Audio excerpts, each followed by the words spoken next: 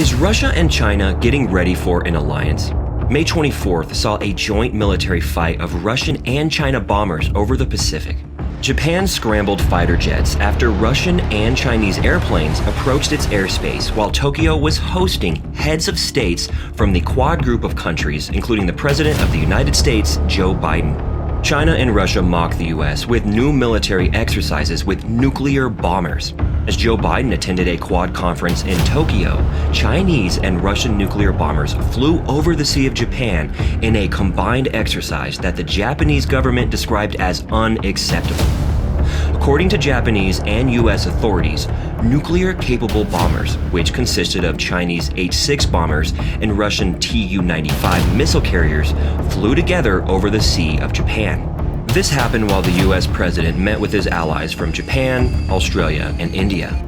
Moscow, in its response, termed the 3-hour trip as conducted strictly in compliance with the provisions of international law and was not targeted at any foreign countries.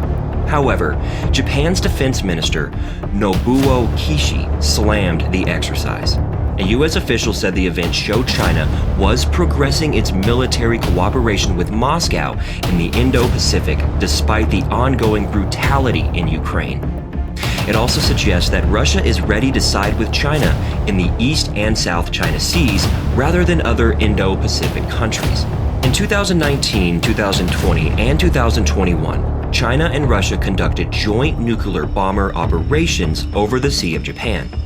Still, the recent exercise was the first to be conducted as a U.S. president was in the region.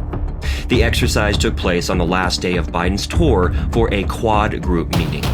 The Quad Group is a security alliance of the U.S., Japan, India, and Australia, countries China has referred to as an Asian NATO. One of the goals of the joint bomber patrols with Russia, according to Chinese analysts, is to warn the United States against stirring up trouble with initiatives like the Quad. The drills took place as tensions mounted over Taiwan, a democratic island that China claims sovereignty over. In recent months, China has been flying increasingly large sorties of fighter jets near Taiwan in what U.S. Defense Secretary Lloyd Austin has termed military drills against the island. Biden said last Monday that if China attacks Taiwan, he will use military force to intervene. His remark appeared to defy the United States legislation of strategic ambiguity, in which Washington does not say if it will intervene in Taiwan's defense. When asked if his words meant that strategic ambiguity was no longer an option, Biden responded that the policy has not changed at all.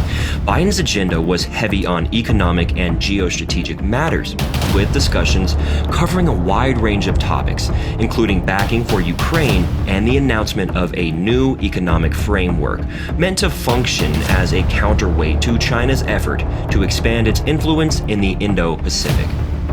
Some critics termed Biden's remarks as misspoken. However, given Biden's long foreign policy experience and the setting he was addressing next to the Japanese Prime Minister while the war in Ukraine went on, some commentators believe it was not a mistake. According to analysts and aides, Biden traveled to Asia with a clear message to China not to attempt what Moscow did in Ukraine anywhere in the area, particularly in Taiwan.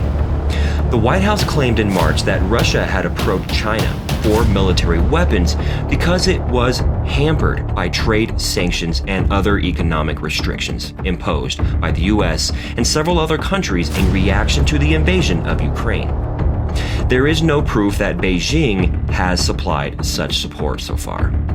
According to Russian and Chinese defense ministries, the 13-hour combined patrol was part of the two countries' yearly military cooperation plan. It comes after Chinese President Xi Jinping and Russian President Vladimir Putin declared in a joint statement in February that their friendship had no bounds and no forbidden areas of collaboration. Before the Russian and Chinese bombers reached the zone, the South Korean military deployed fighter jets and made tactical steps to guard against emergencies, according to a statement. When Russian and Chinese warplanes came near Japan's airspace, the Japanese military said it scrambled fighter jets to alert the bombers and perform surveillance. Although both nations insist their cooperation is not an alliance, analysts say the joint Russian-Chinese bomber test flight is part of military cooperation that has approximated that of allies. Since Xi Jinping and Vladimir Putin declared their friendship to have no limits in February, the US has been increasingly wary of China-Russia relations. According to a US source, the current drills highlighted the link between Indo-Pacific and European security. They reaffirmed the need to strengthen alliances and promote a shared vision of freedom among like-minded states. Do you think the Russia-China alliance can match the military power of NATO? Let us know in the comments below.